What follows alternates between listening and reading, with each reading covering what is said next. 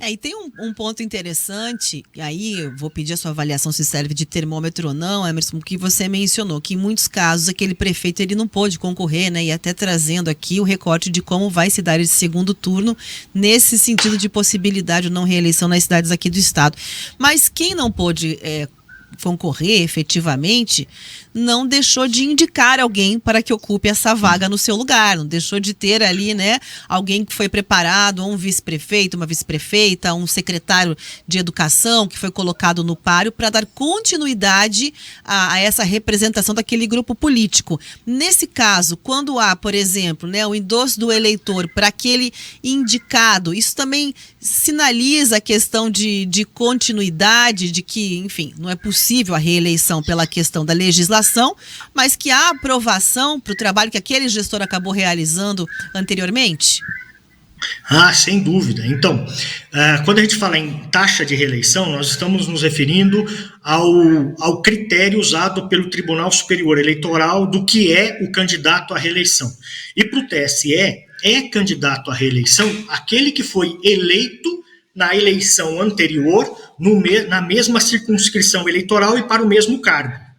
Então, por exemplo, se no meio do mandato o prefeito, sei lá, se elege deputado, fica o vice-prefeito ele vai concorrer, né, à prefeitura. Para o TSE, é reeleito aquele que está disputando o mesmo cargo que concorreu e venceu na eleição anterior. Por isso é que esse número de prefeituras, esse percentual, cai para algo em torno de 50% do total, assim, aproximadamente, né, falando na média nacional. Agora, independente de ser o mesmo candidato, e aí sim, se for o mesmo candidato, é reeleição, e aí esse ano nós ficamos acima de 75% de reeleição do mesmo candidato, mas independente de ser o mesmo, os grupos políticos, principalmente nos pequenos municípios, e quando eu falo pequenos municípios, Roberto, eu estou falando da maioria dos municípios do Brasil que tem até 10 mil eleitores. Para você ter uma ideia, esse ano, nas eleições de 2024, 49% dos municípios brasileiros tiveram apenas 2 candidatos, menos de 2, né? Até 2 candidatos a prefeito. Né? Então, nesses municípios, que representam a metade, nós estamos falando de 2 grupos políticos, basicamente, que vão disputar o eleitor. Um deles é o que está no governo, que pode ser o candidato à reeleição, um vereador da base dele, um secretário ou até o vice-prefeito, né?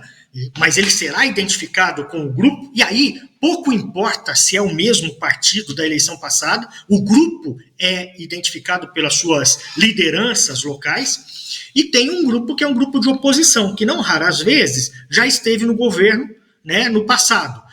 Esses 2 grupos tendem a se suceder nos pequenos municípios brasileiros.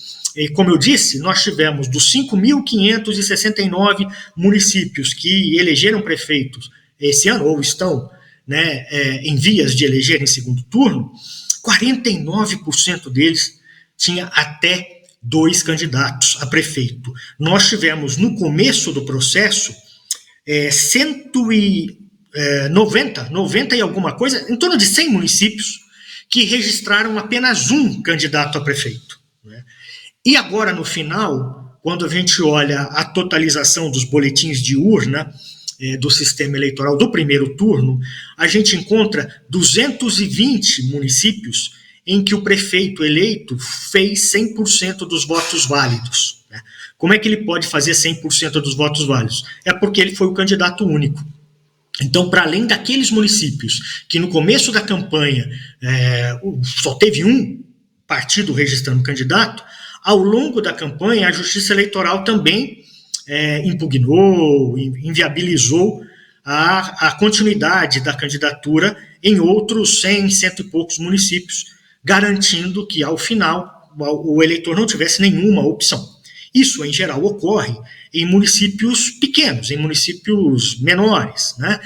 Mas, ainda assim, representa, quando até 2 candidatos, 49% do nosso total de número de municípios. Ou seja, o Brasil, na verdade, Roberto, é uma imensidão de pequenos municípios com algumas ilhas de municípios maiores, e esses municípios maiores é onde aparecem os maiores números de candidaturas, onde você chega a ter 8, 9, 10 candidatos, mas isso é muito fora da curva, do geral, dos municípios.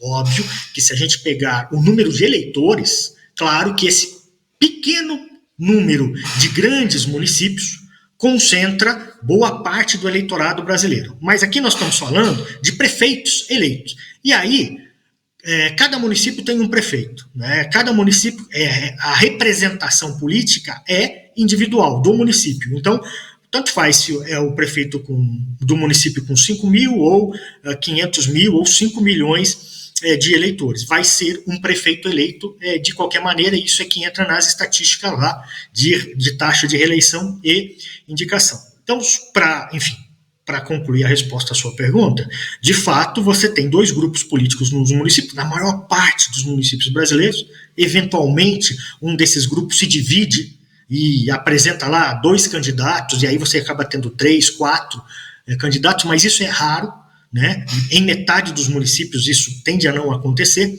no Brasil, e a gente tem uma situação de eleição municipal onde é isso, é um grupo que está no poder. Se o prefeito pudesse se recandidatar, ele se recandidata com grandes chances de ser reeleito, e se ele não pudesse recandidatar, fatalmente ele vai indicar alguém do seu grupo. Todos nós conhecemos algum município aí que teve essa situação de prefeito indicando secretário, vice num pequeno município para manter o grupo no poder.